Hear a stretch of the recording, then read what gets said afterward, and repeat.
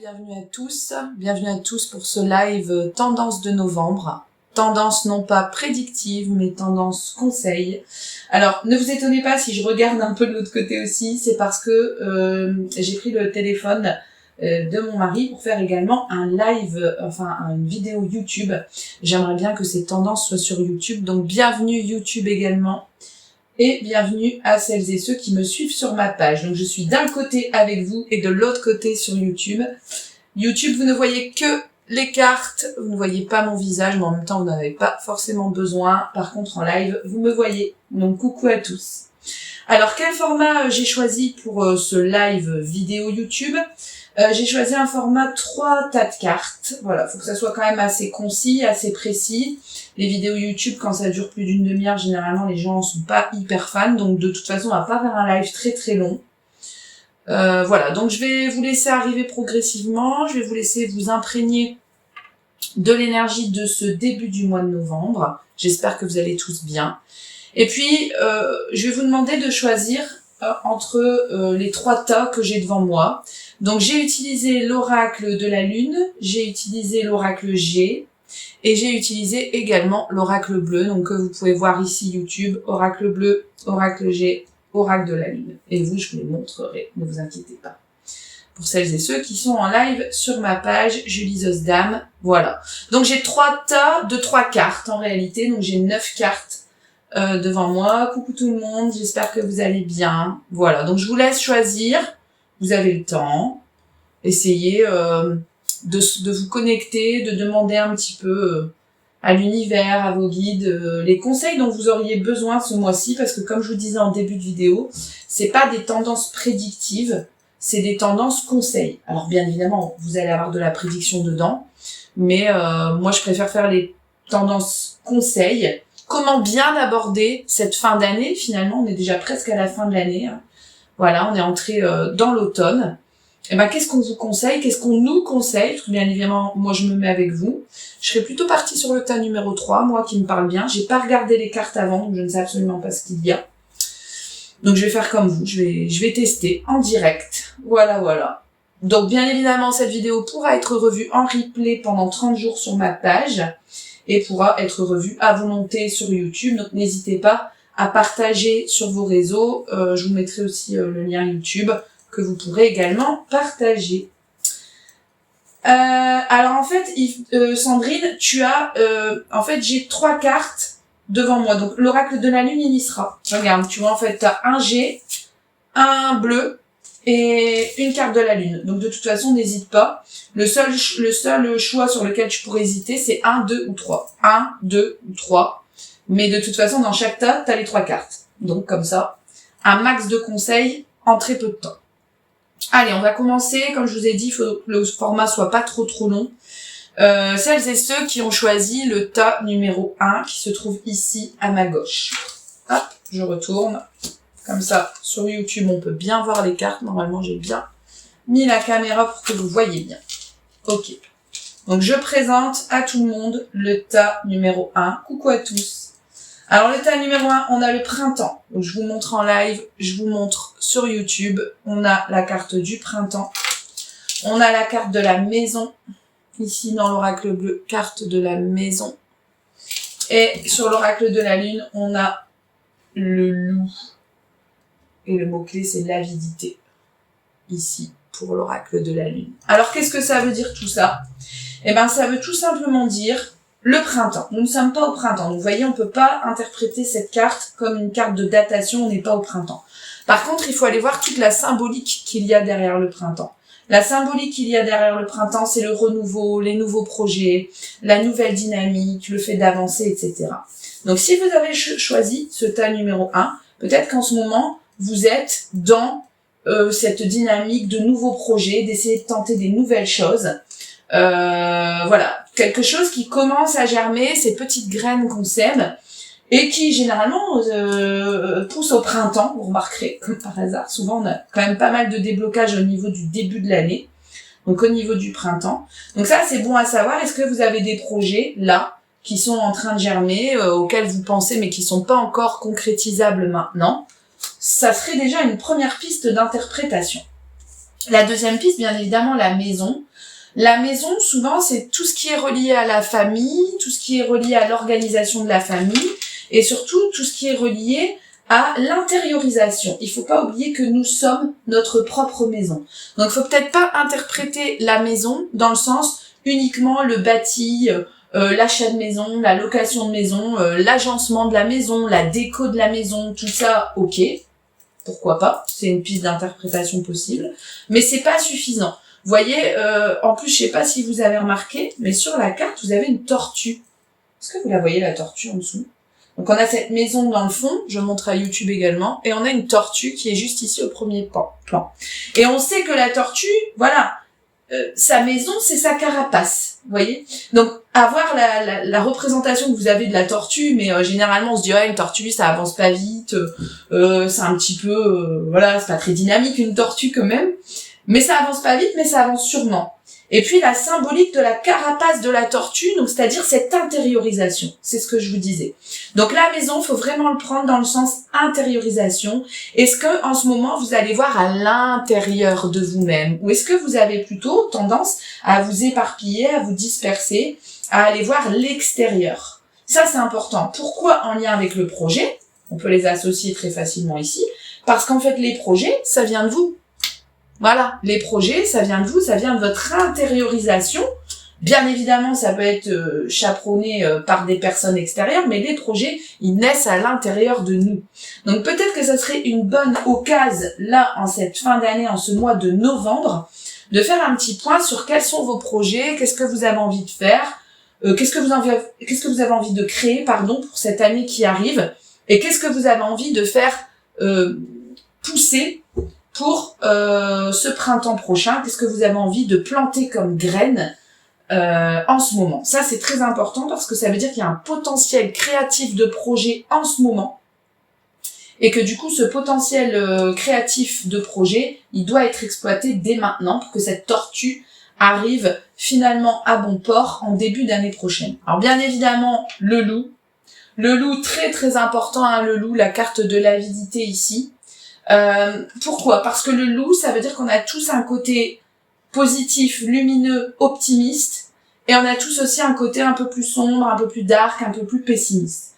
Et justement, tout va dépendre de ça, pour celles et ceux qui ont choisi le premier tas, là. Quelle est l'énergie que vous allez mettre dans ce projet-là, que vous êtes en train de faire germer? Quelle est l'énergie que vous allez mettre dans ces graines que vous allez faire pousser? Est-ce que vous allez y mettre de l'énergie positive, optimiste, dynamique, de l'énergie porteuse, on appelle ça, ou est-ce que vous allez y mettre de l'énergie lourde, négative, pessimiste? Bah oui, alors ça paraît bizarre quand on le dit comme ça, mais c'est très logique. Parfois, vous avez des projets, vous arrivez à la maison, vous me dites « Julie, j'ai un projet », on fait la guidance, et là, vous me dites « Bah ouais, mais non, en fait, je vais pas y arriver, niveau financier, ça coince, et puis finalement, je suis pas ultra motivée, je me demande s'il vaut pas mieux attendre ». Donc parfois on se lance dans des projets mais avec des énergies qui sont lourdes, qui sont pas forcément hyper optimistes. Bon, bah dans ces cas-là, soit le projet est ralenti, soit le projet est avorté. Ça se peut aussi, des fois des projets qui sont avortés, qui sont repris plus tard. Donc ici, l'association des trois cartes, ça veut vraiment dire ça. Les projets, la mise en place dès maintenant de ce que vous voulez établir pour l'année prochaine. Votre intériorisation, n'oubliez pas d'aller voir à l'intérieur de vous ce qui s'y passe. Et forcément, quand on va aller voir à l'intérieur de soi, on va faire appel à son inspiration, on va faire appel à ses idées, mais on va aussi faire appel à ses émotions. Comment je me sens par rapport à ce projet? Est-ce qu'il me fait peur? Est-ce que je suis super motivée? Est-ce que, voilà, j'ai des craintes? Et c'est normal, quand on lance des nouveaux projets, on a forcément des craintes. Donc pensez aussi à nourrir le loup ou la louve qui est en vous. Comment vous la nourrissez, cette louve? Puisque c'est la lune louve, donc oracle de la lune, lune louve. Est-ce que je la nourris de peur, de crainte, d'appréhension, d'anxiété, d'angoisse? Ou est-ce que je la nourris de lâcher prise, de volonté, de détermination, de visualisation positive, de loi d'attraction positive? Voilà.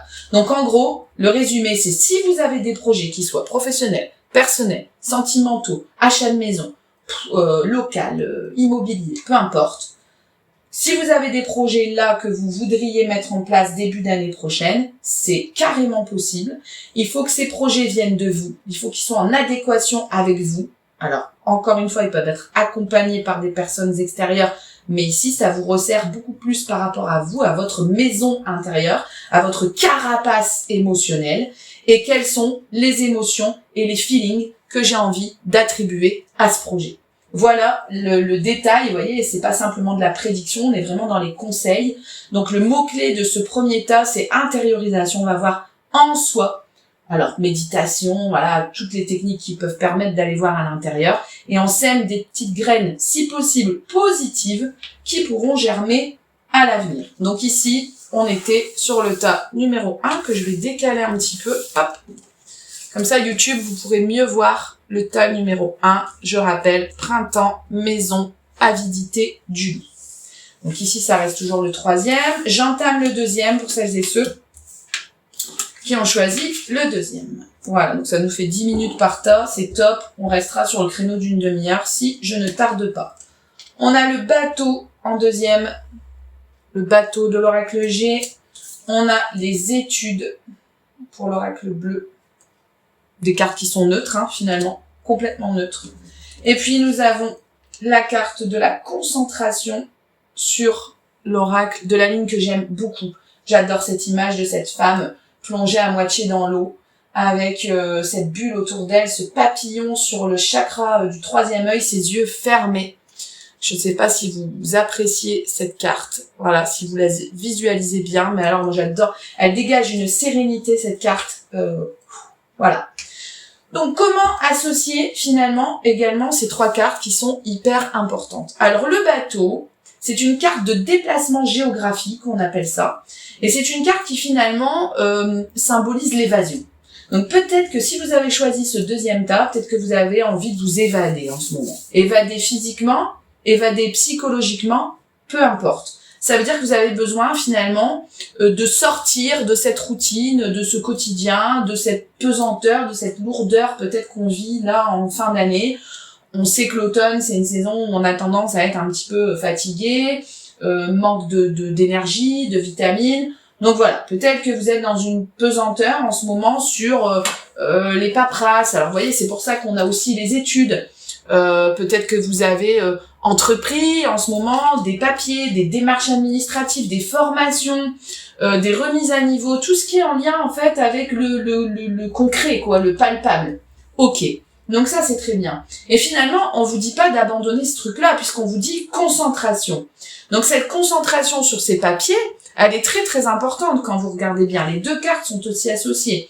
Donc si vous êtes en passe de le faire, ou si c'est déjà fait, que vous vous dites tiens je reprendrai bien quelque chose, ou alors je dois vraiment me concentrer finalement sur ces démarches administratives qui me saoulent un petit peu, parce qu'il faut quand même le dire, hein, les démarches administratives c'est rarement, je connais pas grand monde qui se dit ouh j'ai plein de papiers à faire, c'est génial.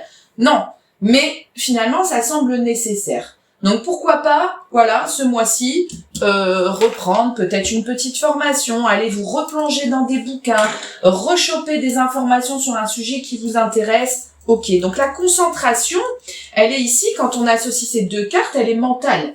La concentration sur tout ce qui est administratif, c'est mental, donc c'est dans la tête. Sur ça, on est d'accord. Mais il n'y a pas que la concentration mentale ici. Il y a aussi la concentration spirituelle. Il y a aussi la concentration de l'intuition. Vous voyez, et c'est pour ça qu'on a l'évasion. Parce que, voilà, vous allez me dire, ça a pas l'air de bien trop s'associer ces trucs-là. Bah si, carrément. Prenez l'exemple d'un enfant, d'un élève qui est en train de passer des examens de fin d'année, par exemple, ou de fin de trimestre, ou de fin de semestre quand on est à l'université. Il sait qu'il va devoir cravacher au niveau intellectuel sur les études, mais il sait aussi qu'il va devoir lâcher prise et s'évader. Parce qu'on sait que, ici, je pense que c'est un bel équilibre entre dosage intellectuel et dosage spirituel, si vous voulez. Donc, on vous dit pas d'être tout le temps la tête dans les bouquins, voilà, il faut que j'apprenne ci, il faut que j'apprenne ça. Ça crée une espèce de pression, ça crée une espèce d'angoisse aussi finalement, parce qu'on se met soi-même la pression à se dire il faut que j'y arrive. J'ai entamé un truc, donc il faut que j'y arrive, ok. Mais en même temps, on vient vous dire, parfois le lâcher prise et le fait d'être vraiment dans cette détente aussi intellectuelle, on retient mieux. Et on le sait, les études scientifiques le prouvent. Je suis pas scientifique, mais j'ai déjà lu beaucoup de papiers là-dessus. C'est pas en restant sa tête 150 000 ans dans les papiers qu'on apprend mieux, qu'on progresse mieux. Donc, si vous avez choisi ce deuxième tas, ça serait intéressant que vous me fassiez un retour. Est-ce que en ce moment je suis plutôt dans le mental ou est-ce qu'en ce moment je suis plutôt dans l'intuition? Et ici vos guides et l'univers viennent vous dire finalement il faut que vous arriviez à jongler entre les deux. Cette concentration, elle doit être aussi spirituelle. Et ça on le voit par le fait que cette femme ferme les yeux. Vous avez vu qu'elle ferme les yeux et que le papillon, il est sur son 3e œil. Donc ça veut dire qu'elle est en phase de transformation. Le papillon ici sur le 3e œil, c'est la transformation aussi spirituelle. Donc elle n'a pas besoin d'ouvrir les yeux forcément, elle n'a pas besoin d'écouter forcément pour lire, pour retenir. Elle a surtout besoin d'être connectée à elle-même. Donc quand vous regardez bien, il y a quand même un point commun entre ce premier tas où ça parlait beaucoup d'intériorisation, d'aller voir à l'intérieur de soi, et ce deuxième tas où finalement on vous dit restez concentré, restez focused, comme disent les Anglais. Le focus, ça veut dire que vous allez mettre l'intention et l'attention à l'intérieur de vous-même. Donc cette concentration, elle est à la fois spirituelle et elle est également à la fois intellectuelle. Ça veut dire que vous avez quand même besoin d'apports extérieurs. Ici, on a quand même plus des apports extérieurs que dans le premier tas. Et ces apports extérieurs pour vous faire progresser et changer, ils viennent finalement de cette carte des études, de cette carte des écrits, de tout ce qu'on lit, de tout ce qu'on note, de tout ce qu'on retient. Alors, voyez, moi, quand je vois ce tas-là, ça me fait vachement penser au chemin de vie 7. Je sais pas pourquoi et je sais pas si vous qui êtes en train de regarder et qui avez choisi ce tas, vous êtes chemin de vie 7, mais faites-moi des retours. Ça me fait vraiment penser au chemin de vie 7, un petit peu au chemin de vie 9 également, mais plus au 7. Parce que justement, les 7, leur défi, c'est de jongler entre cette évasion mentale et intellectuelle, cette intériorisation spirituelle et ces facultés de fou mentale, cognitive, le cerveau qui tourne tout le temps, la petite roue du hamster qui est toujours activée. Ça me fait vraiment penser au chemin de vie 7. Donc, même si vous n'êtes pas chemin de vie 7 et que vous avez choisi ce tas, voilà, c'est que vous aviez besoin de ce message aujourd'hui. Si vous êtes chemin de vie 7 et que vous avez choisi le 2, franchement, je suis absolument pas surprise parce que ça fait vraiment ça. Donc, en résumé, voilà, si vous avez besoin de changer, besoin d'évoluer, alors ça ressemble quand même beaucoup au pro, hein. Il y a quand même une dimension professionnelle ici. Si vous avez envie de vous remettre à niveau, de changer, d'acquérir des nouvelles bases, des nouvelles capacités, des nouvelles compétences, carrément en adéquation avec ce que je vous tire aujourd'hui, mais ne restez pas trop la tête collée dans les bouquins. Pensez à vous évader, à sortir, à voir d'autres choses, à découvrir d'autres choses pour que l'apprentissage n'en soit que meilleur. Voilà. Allez, je passe au chemin de vie, au tas numéro 3, pardon. Je m'embrouille à force de parler des chemins de vie, je ne sais plus. Alors, le tas numéro 3, on a la chauve-souris. Ici, sur l'oracle G, chauve-souris. On a également la stérilité sur l'oracle bleu. Cette femme, vous l'avez vu, qui a les mains liées et qui ne peut plus bouger. La stérilité, alors vous allez me dire, oh là là, le tas numéro 3, mon Dieu, c'est catastrophique. Je rappelle que moi aussi j'avais choisi le 3. Bonjour à tous ceux qui nous rejoignent. J'ai dit, Sandrine, c'est pas forcément parce que vous avez pris le 8, enfin que vous êtes 8, que ça vous correspond pas. Attention à l'interprétation des paroles que je donne. Je dis juste que le tas numéro 2 est plus en adéquation, en tout cas reflète bien l'état d'esprit des chemins de vie 7, mais c'est pas parce que vous êtes pas chemin de vie 7 que ça peut pas vous parler. Attention, ne mélangez pas tout. Voilà, ça reste des guidances et des tendances générales, donc automatiquement, ça va pas forcément parler à tout le monde. L'essentiel est que le tas que vous ayez choisi vous parle.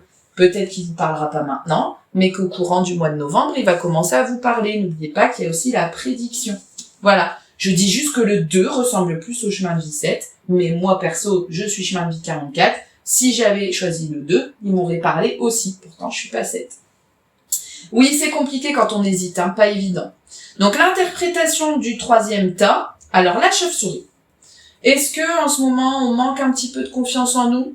Voilà, la chauve-souris, c'est la méfiance, le manque de confiance, la prudence. Donc ça vient dire plein de choses, la chauve-souris. Ça vient dire je manque peut-être un petit peu de confiance en moi en ce moment, donc j'ai peut-être tendance un peu à me méfier beaucoup des gens, je m'isole un petit peu, voilà. Mais en même temps, ça vient nous dire aussi, il faut qu'on entretienne ce truc-là, il faut qu'on fasse attention à pas se faire avoir, Donc généralement, on tire ça sur des personnes qui ont des blessures de trahison ou des restes de blessures de trahison, qui sont pas forcément à l'aise, qui ont peur de se faire avoir et qui finalement sont hypersensibles, hyper sociables. Donc du coup, voilà, elles pensent pas forcément à mal. Donc là, je me reconnais vachement. Et de ce fait, elles peuvent se faire avoir. Alors c'est pas de la trahison type poignard, type serpent, comme on peut trouver dans l'oracle G, mais c'est les prémices où on vient nous dire, en réalité, trouver un juste équilibre entre on se méfie, on raconte pas sa vie à tout le monde, on fait attention, et en même temps, on ne se ferme pas, on ne s'isole pas. Ça, c'est la symbolique de la chauve-souris. La symbolique de la stérilité, ça veut pas dire que ce que vous allez entreprendre ne donne rien. Attention, faut faire attention à cette carte qui souvent vous fait peur. Quand vous la voyez, vous me dites, cette femme, elle est attachée, elle est malheureuse, elle a pas l'air épanouie, il y a rien qui va.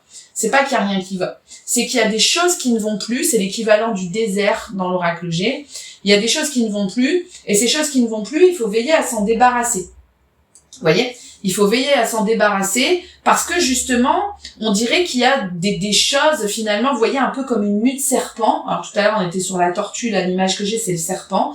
Et le serpent, quand ça va plus, quand son costume est trop petit, quand sa peau est trop petite, il mue, quoi. Donc il craque sa peau et il avance. Et en fait, ici, c'est un peu ce qu'on nous dit de faire. C'est-à-dire qu'il y a des choses certainement dans ce que vous faites au quotidien, dans votre personnalité, dans vos réflexes archaïques, qui sont plus forcément en adéquation avec vous-même. Donc en fait, en gros, votre âme, c'est comme si, voilà, elle voulait pousser, elle voulait grandir, mais le corps, les croyances limitantes, le mental et l'ego ont tendance à retenir ça. C'est pour ça que cette image, elle est comme ça avec la femme qui finalement voudrait avancer, mais qui est pieds et poings liés par des sangles extérieurs. Alors oui, il peut y avoir des blocages extérieurs, bien évidemment, mais généralement, quand on tire cette carte-là, c'est plutôt des blocages intérieur, c'est-à-dire que c'est nous-mêmes qui nous bloquons, c'est nos croyances limitantes qui nous bloquent, et c'est notre ancienne version, si vous voulez, de nous-mêmes qui est stérile. Donc, vous voyez, souvenez-vous de ce que je vous ai dit ici pour le premier tas, pour les petites graines qu'on plante et qui germent et qui poussent. Et ben ici, la plante, elle est fanée, quoi. Vous voyez, c'est l'étape terminale. La plante, elle est fanée, elle vous correspond plus, elle ne vous nourrit plus. Donc, si elle ne vous nourrit plus, mais que vous la gardez, vous allez vous empoisonner. C'est un peu ça l'image.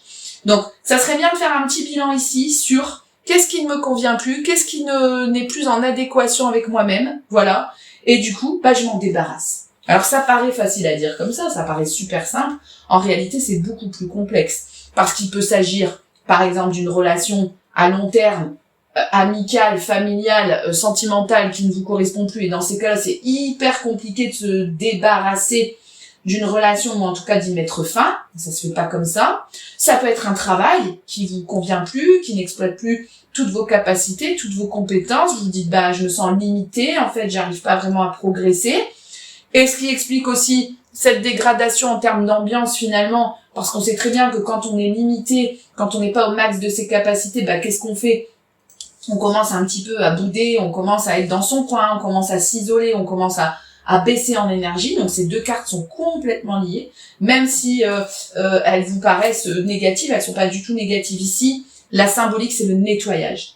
Donc celles et ceux qui ont choisi le tas numéro 3, il y a un gros nettoyage à faire en cette fin d'année, nettoyage de certaines énergies qui ne vous correspondent plus, nettoyage de certains éléments peut-être que vous avez dans votre vie qui ne vous correspondent plus pour être plus en adéquation avec vous-même. Et bien évidemment, la carte de la patience qui me parle à fond aussi en ce moment. Et oui, il faut être patient parce que le bout du tunnel, là, vous commencez à le voir. Donc, ne soyez pas trop exigeant ou exigeante dans ce que je viens de vous dire là, en regardant cette vidéo, en vous disant, punaise, Julie, elle nous a dit qu'il fallait nettoyer, là, oulala, faut que je me dépêche. Non. Le nettoyage, c'est quelque chose qui prend du temps. C'est comme les nouvelles habitudes qu'on instaure, ça prend du temps. Donc, ce qu'on vous conseille, c'est de le commencer maintenant. Ou peut-être qu'il a déjà commencé. Peut-être que vous regardez cette vidéo et que vous vous dites, ouais, c'est bon, ça, j'ai déjà commencé. Nickel. Mais il faut que ça tienne dans le temps. C'est-à-dire que souvent, voilà, quand on en a ras-le-bol, on a aussi un réflexe qui dit, bon, j'envoie tout bouler, ça va mieux, mais 15 jours, 1 mois, 3 mois après, ça revient. Parce que justement, on n'a pas traité ces causes intérieures qui sont, qu'est-ce qui ne me correspond plus. Donc ici, sur le 3e tas, je vous conseille vraiment de faire une petite liste écrite sur ce qui me convient, ce qui ne me convient plus. Mes envies, mes désirs, mes peurs, mes craintes, ce dont je souhaiterais me débarrasser, ce qui ne correspond plus avec ma personnalité d'il y a 1 an, 2 ans, 10 ans. on évolue, on change, c'est normal. Donc voilà, posez ça un petit peu par écrit et après, patience. Patience, donc lâcher prise, voilà. Ça aussi, vous êtes nombreux parfois à me le dire. Bah Julie, j'ai fait ce que tu m'as dit, mais ça porte pas ses fruits, ça fait rien, j'en ai marre, y a rien qui avance, je vois pas le bout du tunnel. J'entends, je comprends et j'intériorise bien cette idée de timing, de laps de temps qui dure. Mais sachez que tout processus de transformation prend du temps et à partir du moment où vous le commencez, il y a quelque chose dans l'univers qui se dégage et on peut pas dire 15 jours après, bah non, finalement j'arrête. Non, c'est pas cohérent. Donc il faut vraiment qu'il y ait cette détermination finalement sur le long terme de dire j'en ai marre, il y a des choses qui ne me conviennent plus. Donc ces choses-là, je les nettoie. Vous voyez, comme un grand nettoyage de printemps. Pour le coup, ça reprend l'idée du printemps de tout à l'heure. Vous savez que vous n'allez pas nettoyer votre maison en 2 heures. Vous savez que vous allez mettre peut-être plusieurs heures, plusieurs journées, parce que vous allez faire vraiment ce nettoyage en profondeur et que vous voulez que votre maison, à la fin, elle soit dotée d'une nouvelle énergie. Et ben c'est pareil chez nous. On peut pas se nettoyer intérieurement comme ça, en quelques heures ou en quelques minutes ou en quelques jours. On se nettoie intérieurement sur plusieurs semaines, voire parfois plusieurs mois. Donc c'est pour ça qu'il faut qu'on soit patient, mais c'est de la patience dans le bon sens du terme. Ce n'est pas de la patience retard, je tiens à le signaler, c'est de la patience constructive. Oui, il y aura un replay, Daniel, ne vous inquiétez pas. Le replay sera dispo 30 jours sur la page et dispo ad vitam aeternam sur YouTube. Je récapitule pour l'état numéro 1. Intériorisation, création de projet, volonté, on y va, on sème les graines dès maintenant et on sème les graines si possible avec beaucoup de positivité, beaucoup d'énergie positive parce que si on sème ces graines avec des craintes, des peurs et des énergies négatives, ça risque d'être retardé ou d'être pollué. Donc là aussi pour le tas numéro 1, notez les étapes de votre projet, notez ce que vous aimeriez mettre comme trait de personnalité, trait de caractère dans votre projet. Qu'est-ce qui va faire que votre projet va être différent du même projet du voisin? Il y a forcément une différence et surtout un max de bonnes énergies, un max de bonnes intentions, de visualisation positive et de projection. Ça, c'est pour l'état numéro 1. Tas numéro 2, alternance intellectuelle, spirituelle. On a besoin apparemment de cette aide extérieure, de ses connaissances, de ses facultés intellectuelles, cognitives. On note, on lit, on se renseigne, on entame des formations, des remises à niveau, tout ce que vous voulez, mais on n'oublie pas également de rester focus et concentré sur soi-même, sur ses émotions, sur j'ai envie de déconnecter, je déconnecte, j'ai envie d'être à fond les ballons, je suis à fond les ballons. Il faut vraiment qu'il y ait une alternance ici, donc petit bonus pour les chemins de vie 7, mais même si vous n'êtes pas chemin de vie 7, ce message vous l'avez choisi, donc il est pour vous, donc conscientisez-le. Alternance, évasion, connexion, évasion, connexion. Et finalement, quand on s'évade, on se connecte ni plus ni moins qu'à nous-mêmes. Donc ça ne fera que amplifier ces capacités intellectuelles et finalement philosophiques que vous mettez en place ou que vous allez mettre en place ce mois-ci. Et puis tas numéro 3, voilà. On reste prudent, mais sans tomber dans l'isolement. On est dans cette phase de nettoyage interne, on est dans cette phase de tri sélectif d'énergie qui ne nous conviennent plus, on est dans cette phase de mue. Faudrait regarder combien de temps le serpent met pour muer, mais je crois qu'il met pas genre 1 heure, hein, ça prend quand même un moment.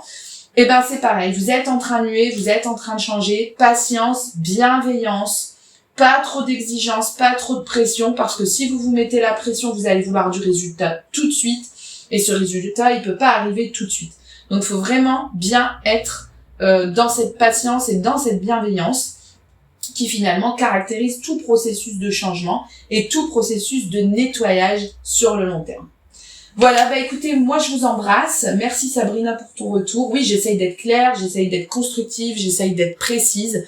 J'espère que vous, YouTube, vous aurez également apprécié cette vidéo. N'hésitez pas à vous abonner aussi sur ma chaîne YouTube, Julie Zosdam, activer la cloche pour les nouvelles vidéos, voilà, commenter, partager, tout ce qui fait qu'on est plus visible aux yeux de tout le monde. Le replay, c'est 30 jours sur la page Facebook et c'est tout le temps finalement. Vous avez tout ce mois de novembre pour conscientiser ces messages sur la chaîne YouTube, tas numéro 1, tas numéro 2, tas numéro 3. Ce qui est bien en plus en replay, c'est que vous pouvez avancer à votre guise et voir les significations qui vous parlent. Puis je vous dis à très bientôt pour plein de nouvelles choses. Voilà, on va se revoir aussi en conférence, en atelier, voilà, un petit peu partout. Plein de beaux projets pour cette fin d'année. Et je vous remercie à la fois Facebook et YouTube pour votre fidélité. J'espère que ça vous aide à avancer, non pas juste à prédire, mais à aller voir ce qu'il faut chercher à l'intérieur de soi pour bien avancer et construire soi-même son futur. Je vous embrasse, prenez soin de vous, bon dimanche, reposez-vous bien et à bientôt. Ciao!